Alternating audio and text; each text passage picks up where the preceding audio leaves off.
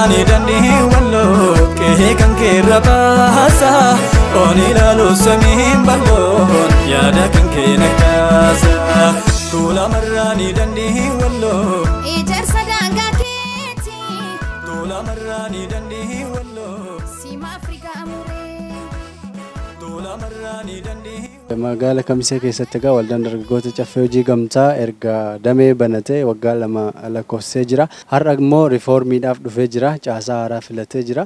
Mee haalli dure maal fakkaatame akkamitti ilaaltanis? Akkuma isin jettanii duraan dursee haalli nuyi hundoofne baay'ee sansatiif taane kan hundoofne amma immoo caasaan haaraa dhufe kunis immoo gara fuulduraatti uummata kana in kakaasaa ijoollota mana dhabanillee mana in argamsiisaa in jijjiira jennee abdachaa jirra. Isinuu deebii kennameef ammam quubsadheettu? Dhuguma akka isaan kaasaa turanitti namoonni baay'een dhugaatti hin fakkaatu hin badaa birriin keenya nyaatamee achi hin badamaa jedhamaa kan yaadamaa turedha. Har'a hawaasaan deebii sanaa fi wantoota qabatamaa lafa kanarratti argisiisuudhaan nutti argisiisanii baay'ee abdii guddaan nutti dhaga'amaa ture. Duraan garuu jechoonni jiran kan nama keessa jiru kan dubbatamu waan abdii namatti hin horredha.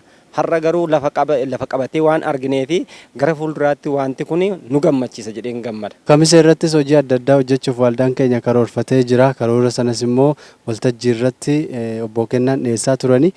Kanaan wal qabatee isin maal jettu? Akka koottis akka waldaa caffee dargaggootaattis kan inni yaadus kan hin gammades Kamisee keessatti dhufnee wanta kana lafa qabsiisnee hin gargaarra hin hojjenna hin finna jechuu isaaniitti gammachuu guddaan natti dhaga'ame. Haalli waltajjii kennaa kaasilaa akkuma argitan kana baay'ee das nama jedha. Anillee immoo waan kanallee har'uma keessa seenee har'uma waltajjii kanallee taa'ee ilaalee hanga dhufee keessa taa'e kanatti baay'ee das na jedhee baay'ee das nama jedha. Kanumaafuyyuu haalli irra jirru haala mijaawaadhaa ammallee itti fufna jechuu barbaade. Waan har'a waltajjii irratti dubbatame kan akkamitti ilaala? Waan har'a dubbatame akkuma isin agartan kanatti waan baay'ee das nama jedhu waa'een haala dargaggoo warra walloo Kamisee caffaa kanarratti baay'ee das na jedhee gammadeera jechaan barbaade. Gara fuulduraatti maaltu ta'uu qaba jettee yaaddame? Gara fuulduraatti akkuma kanaan itti fufnee hawwiin keenya bilisummaadha. Gabrummaa tana jalaa baanee bilisoomnee abbaa biyyaa ta'uu barbaanna jechuu barbaade. Galatoome. Galanni keessan hin bade. Mee haala waliigalaasaa waan har'a ture akkamitti ilaalta? Baay'ee bareedaadha gindasadha. Karoora Kamisee irratti hojjechuuf isaan qabatan kan akkamitti hubatte? Dura isheenuu በጣም barbaadan ture. Yaw waan isheeniif desnaan jedha በጣም desadha gin waa'een har'aa kunis kanumatti hafuufuti. Gara fuulduraatti mee maaltu ta'uu qaba? Oromummaa keenya tokko ta'uu qaba. Bakka gara fuulduraatti fufuu qabnaa sin jedha. Har'a Kamiseettis riiformiin gaggeeffameera. Mee haala waliigalaa Kamisee jiru akkamitti hubattan? Waldaan dargaggoota caffee hojii gamtaa waliigalaa akkuma beekamu waggaa 2 akkuma tanaan dura gochaa turre amma caasaa dhumaati fagoo keessa kan jiru keessa Dirreedawaa fi Harargee kan hafe Harargee fi Dirreedawaa qofa nu hafa. Dirreedawaa fi Harargee erga finnee booda yaa'ii waliigalaa akka magaalaa Finfinneetti goona. San boodatti aga waggaa 2tti riiformiin ta'u jechaadha. Har'as Kamiseetti yaa'u akkuma barametti amaluma barameetiin haaluma barameetiin marii bal'aan gaggeeffamee jira. Gaafiif deebiinis miseensota biraayis ka'ee deebi'ameefii jira.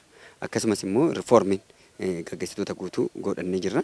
Amma akka gaggeessummaa kanarratti wal qabatee waggaa 2 waan ta'u qofa osoo hin ta'in magaalaa Kamisee keessatti uummanni Kamisee diran rakkoo gurguddaa warra dabarseedha. Waraana waggaa 2 darbeessuun hundi isaa ani shakkaa fi turre sodaachaa fi kan turre hunduu Kamisee irratti kana kan hin jedhamne hunduu qaqqabee jira. Bitaa mirgaan duraa duuban deeggarsa tokko malee gargaarsa tokko malee ofiin of gargaaree uummata Kamiseedha. Uummata diina jidduu keessatti bookkisaa yookaan nagaadhaan ofitti amanee hiyyummaa isaas haa ta'u dadhabbina isaas haa ta'u galtee isaas haa ta'u argachuu isaatis dhabuu isaatis ofitti amanee uummata jiraateedha.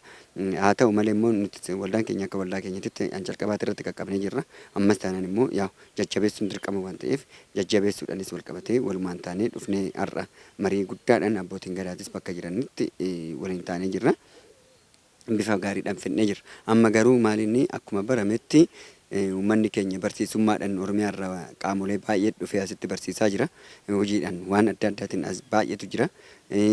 Deebisee immoo iddoon nuti amma itti jirru kolleejjiidha. kolleejjii kamiseeti. Kolleejjii kamisee kana keessatti waggaa lama lamaan kan inni jennu baazaarii asitti qopheessuu qabna jechuudha. Magaalaa kamisee keessatti baazaariin qophaa'uufii qaba. Oomishni dhufuufii qabu hunduu dhufuufii qaba. Xiqqoo rakkoon isaanii galtee oomisha qonnaa kanarratti hin qabani baay'ee hin qabani rakkosoodha jechaadha.